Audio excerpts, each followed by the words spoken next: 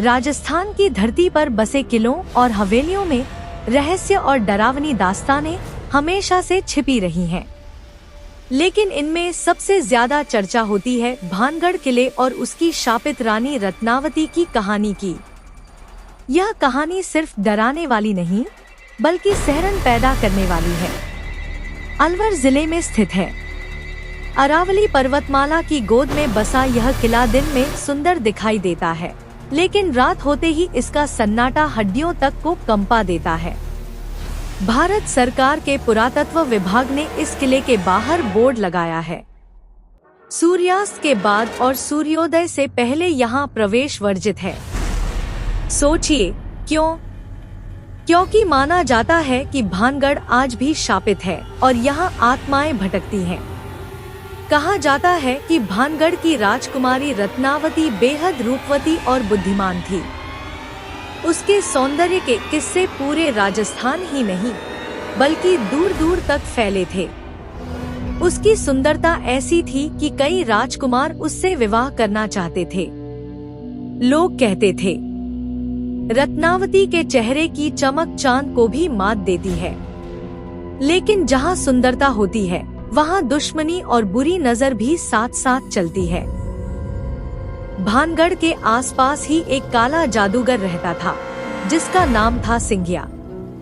वह तांत्रिक शक्तियों का बड़ा जानकार था, लेकिन उसका मन हमेशा बुरी नियत में रहता था। जब उसने रानी रत्नावती को देखा, तो वह भी उस पर मोहित हो गया।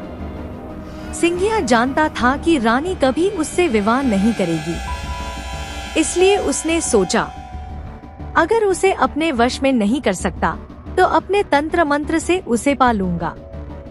एक दिन रानी की दासी इत्र लेने बाजार गई। सिंघिया भी वहीं खड़ा था। उसने अपनी काली शक्तियों से उस इत्र की बोतल पर ऐसा जादू किया कि जैसे ही रानी उसका इस्तेमाल करेगी, वह रानी को अपने वश में कर लेगा। लेकिन रानी रत्नावती साधारण राजकुमारी नहीं थी। वह चतुर और समझदार थी। उसे उस बोतल की अजीब चमक से शक हो गया। उसने तुरंत उस बोतल को उठाकर जमीन पर फेंक दिया। बोतल टूटते ही वह इत्र बहकर एक बड़े पत्थर पर गिरा। कहते हैं, जादू का असर उस पत्थर पर हो गया और वह पत्थर अपने आप सिंघिया की ओर लुढ़कने लगा। सिंघिया यह देखकर घबरा गया और भागने लगा। लेकिन वह पत्थर इतनी तेजी से उसकी ओर आया कि उसे कुचलकर वहीं मौत के घाट उतार दिया। मरते समय सिंघिया ने अंतिम सांस लेते हुए भानगढ़ और रानी रत्नावती को शाप दिया, यह राज्य कभी खुशहाल नहीं रहेगा। यह किला हमेशा वीरान रहेगा। कोई भी यहाँ चैन से नहीं रह पाएगा। सब कुछ बर्बाद हो जाएगा।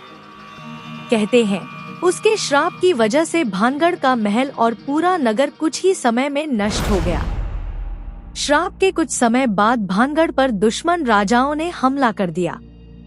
एक भयंकर युद्ध हुआ। युद्ध में रानी रत्नावती और पूरा राज्य मारा गया। कहा जाता है कि रानी भी वहीं मौत के घाट उतरी, लेकिन उसकी आत्मा आज भी अधूरी इच्छाओं के साथ किले में भटकती है। भानगढ़ किले के बारे में कहा जाता है कि सूर्यास्त के बाद वहां जाना मौत को बुलाने जैसा है। रात को वहां से अजीब आवाजें आती हैं। किले के खंडहरों में किसी स्त्री के रोने की गूंज सुनाई देती है। कभी कंगनों की झनकार, कभी पायल की आवाज कानों में पड़ती है। कई लोगों ने कहा कि उन्होंने सफेद साया देखा, जो धीरे धीरे चलते चलते अचानक गायब हो गया।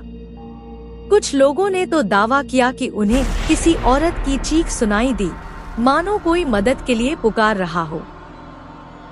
कहते हैं कि जो भी इंसान नियम तोड़कर रात को भानगढ़ किले में गया, वह कभी वापस जिंदा नहीं लौट सका। कई लोग पागल होकर लौटे, कुछ बिना किसी कारण मर गए, और कुछ तो कभी मिले ही नहीं।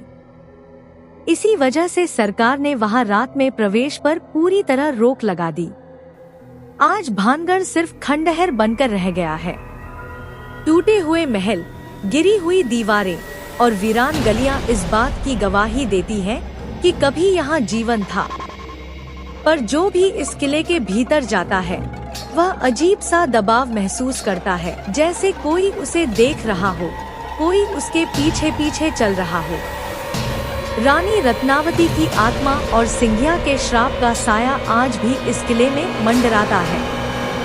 भानगढ़ और रानी रत्नावती की कहानी सिर्फ राजस्थान की दास्तान नहीं, बल्कि भारत की सबसे डरावनी कहानियों में गिनी जाती है। कहते हैं कि श्राप की ताकत समय के साथ खत्म नहीं होती, बल्कि और भी गहरी हो जाती है। अगर कभी भानगढ़ जाओ तो याद रखना, सूर्यास्त से पहले ही लौट आना, वरना हो सकता है कि रानी की आत्मा तुम्हें हमेशा के लिए अपने साथ रख ले।